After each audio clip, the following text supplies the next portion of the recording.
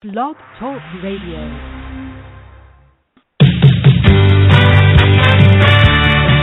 You're listening to Talent Culture's T-Chat Radio. The World of Work is live now on the radio with Megan M. Biro and Kevin W. Grossman, because middle initials count. Come down, turn the radio on. Take my hand, turn the radio on. Come on, my favorite song, babe. Let's dance, turn the radio on. Welcome, everybody out there in Talent Culture T-Chat Show land. It is another T-Chat show, and today's date is December 9th. It's Wednesday. It's 1 p.m. if you're on the East Coast and 10 a.m. if you're on the West. And we are down to 2 more shows before the end of the year. And then we take a little holiday hiatus, and we'll jump back in to the new year on January 6th. So welcome, everybody. With you, as always, is Kevin W. Grossman.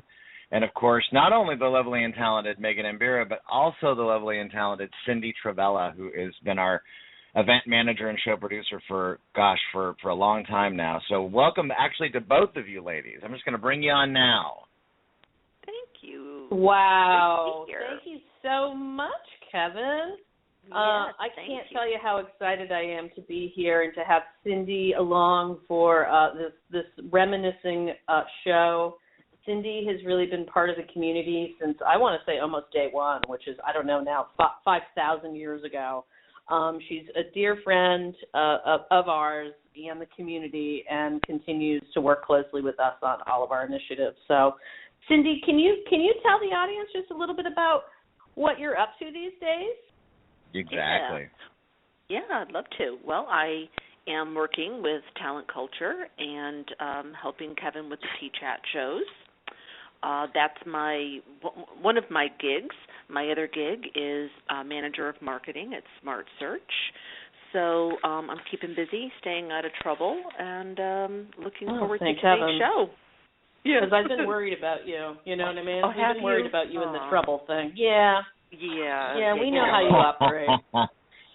So listen. So Cindy, welcome. I'm so glad to have you on the show. And I know you were on a show earlier this year too, when we were talking about a recruiting topic. But this one in particular for today, for those of you listening live, and for those of you when you do get to this podcast, if you're not listening live today, this is really kind of a reminiscing show today. So this is a few of our favorite shows of the year, not of all time, but just of the year.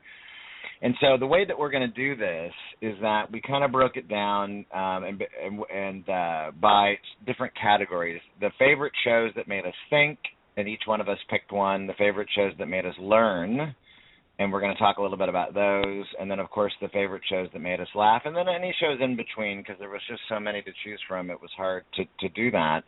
And then we're going to definitely stroll down memory lane, all aglow with our holiday candy cane, since we're getting ready to kick into the holiday time. But before we do that, before we start with just talking about our favorite shows, and then we're going to ask you to do the same during the Twitter chat today for those of you that are going to participate, and we hope you are.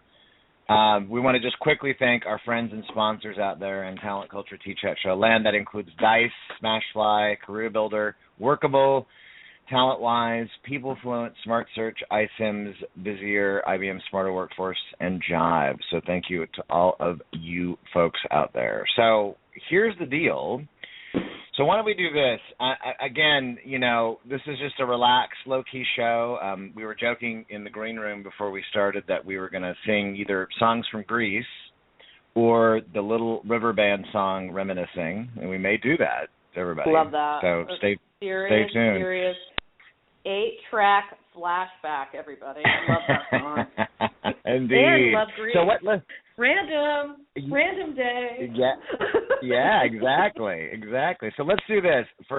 Let's start with, and just kind of jump right into it and start with the shows that made us think. And Megan, why don't you kick us off and you talk about the show that you picked and why, and we'll just kind of let the conversation go. All right. Well, The show that really stands out to me in 2015 happened on January 8th. It was one of our first shows out of the gates when the new year started, and it was the Social Leadership and Its Incredible Power show with my friends Ted Koine and Mark Babbitt. You may know Ted Koine these days as the last I knew, at least. My entrepreneurial friends, I've got to keep track of them, but the last I knew, Ted was the Chief Relationship Officer at Metal.it, and Mark Babbitt is the CEO and founder of U-Turn and Switch and Shift, both really prolific, authors and social media personalities. And, we were talking about the fact that, one of the biggest things that we were, looking at that year in business was the social age, talking about, how important it was to become social, building that trust and talking about active listening and becoming accountable, becoming human. I thought that for me it really resonated. It was really timely, and it's still very relevant, even today. Oh, absolutely. That was a really good show to kick off the new year of this year, and those guys are not only smart folks, but they continue to kind of really push the envelope with the elder statesman generation of Gen X and beyond with social. But they do though. I mean, that's the whole point. They're really really pushing it. And I know now because I connected with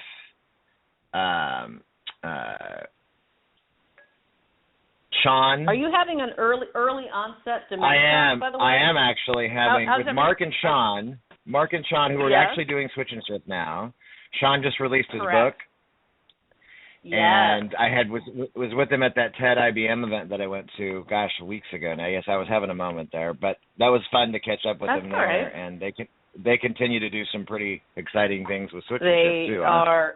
Yeah. I mean, I will say the trio of Ted Koine, Mark Babbitt, and Sean Murphy are some of my earliest friends in social media and continue to be steady on that front and continue to innovate and build community and do all the stuff that I love. And, we continue to do that here at Talent Culture. And, we still share with each other's blogs and all that fun stuff. So, when you talk about reminiscing, I can't have a list and not include those guys on that particular list. So there you have it. Absolutely. There you go. Thank you, Megan, for that. So, Cindy, what about you? Yeah. Which show made you think this year? Yeah, well, a lot of them made me think, but the one that stuck out for me was when you and Megan were telecasting live from Ireland and speaking with the people at the European Technology Summit, discussing women's roles in technology,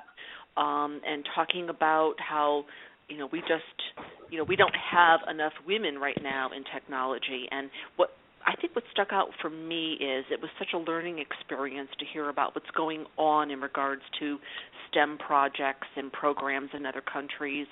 And really, it seems like from a global perspective, all countries are suffering from the same thing, a lack of people who have technology skills and a very low population of women who work in technology. Yep.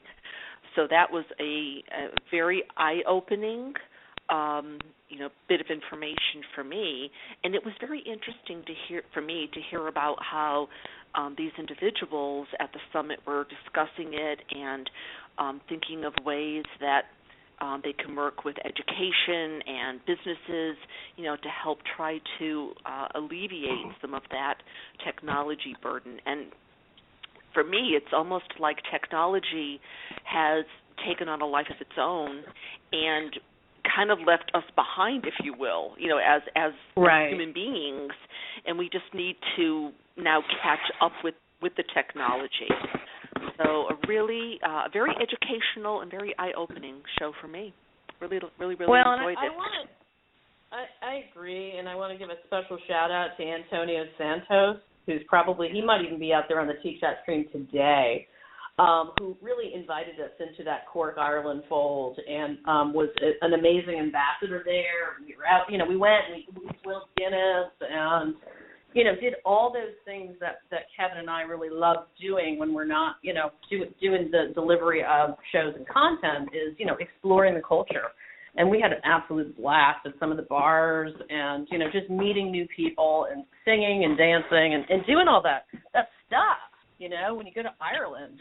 We lived that, it was really super cool. And the technology scene in Cork was, it was just really exciting. There's something exciting happening there where I think we take it for granted here, especially where I am in Boston, Cambridge, and being in the tech scene for many years in the 128 belt here.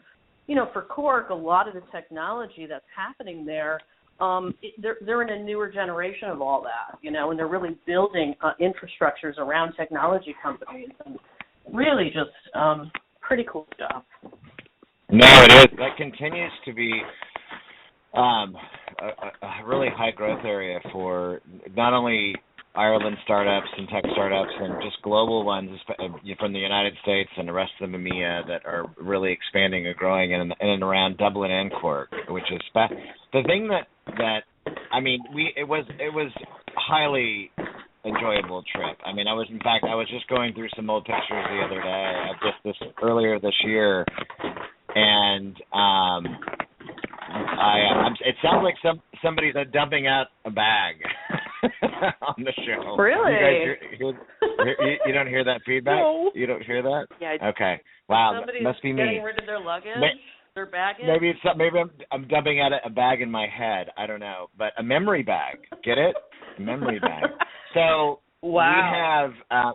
I was looking at the pictures of that trip, and it was. Not only was it fun of what we did on a extracurricular activities after the fact, but that day, that summit was pretty amazing. And before we even did the show, when we moderated that panel earlier in the day, that young girl who spoke, who was just so incredibly articulate and smart and sharp, talking about women in technology and what her aspirations are, and hoping that she'll have better opportunities than some of the older generations have had from being a female in a male dominated industry. So it was, to hear her speak was really moving and motivating. And then just the group that we had on that show, just really smart people to have around that table and just to talk and super nice. Just everyone. Well, yeah, very nice too. Right. Just very authentic, nice people who welcomed us. They made us feel like we were the world's greatest VIPs there. From the time we arrived at the airport to the time we left, it was unbelievable. So shout out to our friends in Cork, Ireland. Really, I felt like it was the white glove treatment. I was like, I'm not worthy. I am not. No, you don't have to do that. I can pick up my own bag. It was just amazing. So David, and the guests that we had, again, just real quick, and then we'll jump to my show. David Perry Jones, who was from VMware, Caroline O'Driscoll, who was from KPMG, and then it was Michael Loftus, who was he's the head of faculty and engineering science at the Cork Institute of Technology. Really just good, nice, smart folks. It was a great show. Good stuff. Let me jump to mine, because mine just comes from a very, very personal place, but it's, again, something that I always have felt very passionate about and continue to do so, and that was the show that we did on recognizing and stopping workplace bullying and harassment. We've done a handful of these over the years, and they're always really emotional for me, but the reason why I like this one so much was just because of the content and the person we had on, Irene van der Zonde, who is the head of the global Kid Power organization that now my wife Amy is a part of, and she's actually now a certified instructor for the program, which is pretty cool, and is running those programs. Cool. Yeah, and she's working more on the education side, with going into classrooms and school districts and working with younger children and grade school children and their parents on anti-bullying and that kind of stuff. But when we did it on the show, we were talking more about the workplace. But it's it's such a visceral thing to talk about because of what's been going on of late in our country today too, with the terrorist attacks and violence is violence, right? And whether you want to, it's all terrorism to a certain degree. It doesn't really matter what the background of it is. It's horrible. It's horrible. And anyway, it was nice again to have a show, to talk about how business leaders and employees and just individuals should better deal with and managing their own emotional triggers in the workplace, and what to do and what not to do, and how to lessen the kind of the toxicity that we do. All of us have all experienced at some point in time. So, again, that was mine. That was the one that probably my favorite in the think category because of those reasons. So, I liked that show too. Excuse me. Yeah, I liked that show too, and yeah, Cindy, I was just going to give a shout out. I'm actually on the Storyfy of that particular Twitter chat, and Cindy, I've got one of your tweets here. It's an A1. You talking about the fact that it's interpretive. Anyone who uses their role or title as a weapon to be hurtful, manipulative, or threatening, in your opinion, was somebody who we should all have on our radar around that topic. Yeah. Right. Absolutely. Exactly. That there was no place for that. And I'm really glad, I really liked that show too, Kevin, and what I especially got out of it was how we're starting to work with people younger today, working with children, helping them to become more sensitive to these issues. Yes. I think that's really important that we're planting that seed at a young age and helping them to understand, how to manage their emotions and deal with these things. That might be part of the reason why things are the way they are today. We didn't really have that sensitivity training, many years ago. Exactly. Well, nobody talked about it. Yeah, right. Yeah, they did not. And before I move us along to the next category, the last thing is just being a proud father. I'm going to plug the fact that my oldest daughter Beatrice recently got an empathy award at school. So, which is something that we all could use a little bit more of these days. So there you go. Right. Love that. Exactly. Go Beatrice. We love that. Yeah. So good for B. So listen, time's a jetting, but let's jump to learn now. We're going to talk now about the favorite shows that made us, again, learn something new in some degree. So Megan, why don't you start with yours, and then we'll move through those. Okay, cool. Yeah, I'd say my favorite in that category was the email productivity show with the New Way to Work campaign. We had Carolyn Pompino, who's the design director for IBM Social Business, on, really talking about, how email can be, overwhelming and painful, and how, because we're so hyper-connected, we were really kind of grappling with, how to really deal with that method of communication, right? I mean, it was invented, in 1971, and here we are today, still kind of dealing with email.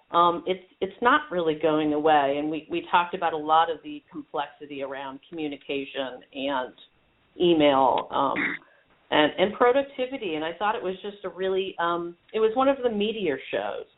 And I thought she did an amazing job of, bringing some case studies and bringing her role and her, her wisdom and sage from IBM to the conversation. Yeah, definitely. Yeah. And I love the fact that, and any time that we've done any show this year, and there's been and last year, shows that touch on things that deal with anything resembling email, I always jump all over that one. And because I hate email, as everybody who's been listening to the show knows. But that one, it was again a really, really good show. And we've done a few of those where we've looked at the other side of, again, knowing that is never going anywhere anytime soon, of how to better, again, be more optimal when it comes to productivity. So all good stuff. Yes. It is. Cindy, what about you? Yeah, for me, the candidate experience show. Of course, any time that we can hear, Jerry Crispin and Elaine Orler, speak on this topic, I'm there. I've been working in a volunteer role with job seekers for many years now, so this is a topic that was really near and dear to my heart. I love how, they bring education and statistics and data and good information to the public about this topic, about the candidate experience, and what companies can do in simple, easy ways to correct a bad candidate experience. So just really great information. Of course, the candies, which you work with, Kevin, it's your gig now. Just great things coming out of that. This is such a topic, such an area that has needed attention for so many years. And I don't know if it was the whole situation back in 2006, 2007, 2008 when there was massive layoffs and a lot was in the news about job seekers being treated poorly, and the whole experience was a downhill spiral.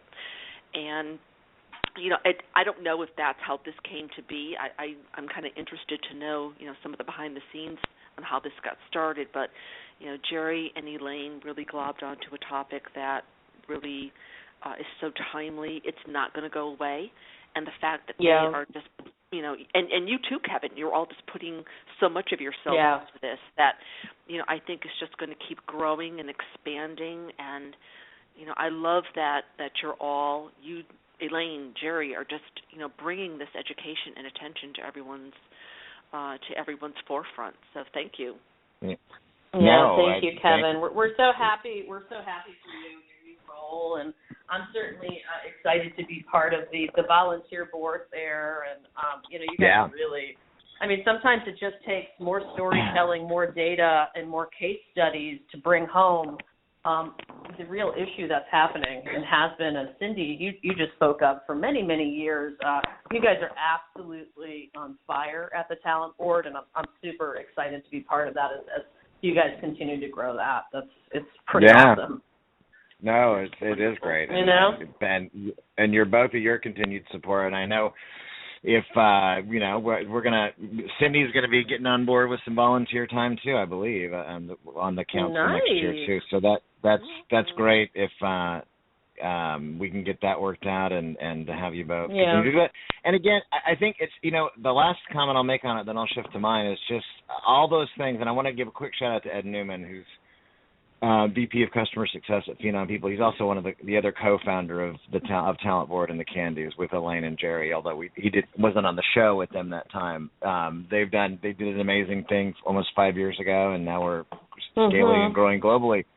So that's really, really exciting, and thank you both for that. Let me jump to mine, and then we can get to the laughter part after, because we always have lots of fun there. But my learn is... What was your learn?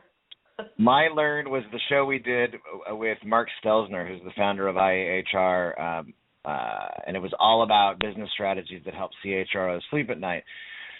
I've known Mark. I've known Mark for years, and all these categories were tough because there's just so many to choose from. But this one, I learned something new every time I talk to Mark, even if it's just like a 5-minute conversation. In fact, him and he's who I sat next to at that same TEDx event that I went to, the IBM one. I'm so bummed and just I missed that. Yeah, it was a lot of fun, but just sitting next to him on that, and I'll be seeing more of him next year too, I'm sure, at different industry analyst events. But I always learn something new, and I know I got a decent knowledge, all of us do, and Megan, you as well, with HR and recruiting and how all the wheels spin. But Mark does this every day. I mean, he's meeting with CHROs from global multinational corporations and working with them on change management and improving the business impact of HR. So that show was just really valuable to me. It was a great learning show. There was always something new in there, and it's a challenge to really get that kind of change ingrained in such a large organization. And that's what he does every day. So that was my learn. I adore Mark Stelzner, and I want to give him a shout out and say that no one person owns change, as he says. We all own it. And Mark is really, he's a community player as well. I'm going to put him in that category with the Ted Coineys and the Mark Babbitts and the Sean Murphys, of the world that, it's we, it's not me. That's how culture change happens. So right, super exactly. important stuff, and it often goes off people's radar as something that's fuzzy or fruity or right. What's the word I'm looking for? You guys, I'm now the early onset dementia is happening to me somehow, Kevin. It's catching on. But you know the word I'm looking all right. for. Cindy, what is that word? I'm not sure. I don't know either. Hey, but listen, while you're thinking of that word, hey, that's okay. While you're thinking of that word, we're down to now. Let's just really quickly do the fun part, which was what made us laugh, because we're down to less than 5 minutes, and this has been a great reminiscence. But Megan, which one tickled your funny bone? Which show? Oh my gosh, which one did? Let me think about this for a minute. I'm in contemplation mode. I would say the one that did for me the most was How to Create a Culture That Rocks. That one was hysterical, and that is with my buddy Jim Knight. You guys remember Jim Knight? He was like on like 17 cups of coffee when he came on, and we were talking about again culture, how to create company culture that rocks. And Jim is a training and development expert who worked at the Hard Rock Cafe and International for 20 years. And he kind of led this thing called the School of Hard Rocks. And he's just somebody who lives his brand and is super fun. I've hung out with Jim in person, too. I've had that honor of actually hanging out and doing cocktails with him. And that's where I'll leave it. I mean, he's hysterical. And we had more laughs. And I think we blew up Twitter. I'm pretty sure we did that. We did. Yeah, we did. He's a great guy. We're connected on Facebook now too. Cindy, we're running out of time, so Cindy, jump to yours now because I want to make sure to get them all in before we jump to the Twitter chat. You bet. Mine was Ted Rubins, looking people in the eye digitally. Number one, he is a very funny man. God. I love him. Another one. So, he and what I love about Ted is he educates using humor, and that's what sticks with people. And he's so smart, and he's such a people person. And his whole thing is be a human being out on social. Don't try to keep getting things from people. Learn from them. Share what you know so they can learn from you. Learn how to interact in that way at a very human level. And that just really, in a very humorous way. So that just really resonated with me. He's such a great person. Yeah, he's cool. Yeah, he was cool, and it was that awkward moment during the show when he called out Guy Kawasaki too. That was interesting. But anyway, man, he just was like pulling out no stops on that one. Gosh, no doubt. Listen. Yeah, so we're down. So the last one, of course, it's one word. It's cowbell. Or actually, two words. More cowbell. No. That was my funniest and favorite show. I don't know between the stand-up comedy that we were all doing, especially me and Brian Carter. I'm like, it was like I was rolling and just Wait, and I could never. What about the intro music? The intro music was hysterical. Well, I did. I did the intro to that SNL skit, the one with Will Ferrell and the Blue Oyster Cult skit. That was awesome. Which was hilarious. I mean, just prepping for that show to watch that skit again, I was dying. I mean, it was. I mean, it's great that I understand the metaphor that they used for the book, and it was all empowering and nice. I just want more of that skit. That's what I want. Me too. I want more cowbell. There's no question about it. More cowbell. Yeah. So that was the funniest one. So that was, there you go. That was good stuff, ladies. What do you think? It was good. Totally. I feel like we could keep talking about this, but hey, we have another half hour to kind of blow up the Twitter maybe a little bit and reminisce, and maybe we can sing some Little River Band for good measure and get cheesy on karaoke. You guys game? We all game? That's right. Yeah. Friday night. Thanks for being here with us. That was awesome, and thank you, Cindy. You rock. Thank you. Oh, thank you very much. Yes. Appreciate you. Ladies, thank you so much. Oh. And I was dreaming of the night. Would it turn out right? Turn out right. There you go. All right, thanks, ladies. There you go. All right. We'll see you on the Twitter chat. Thanks, ladies. Bye. Thank you. Bye-bye.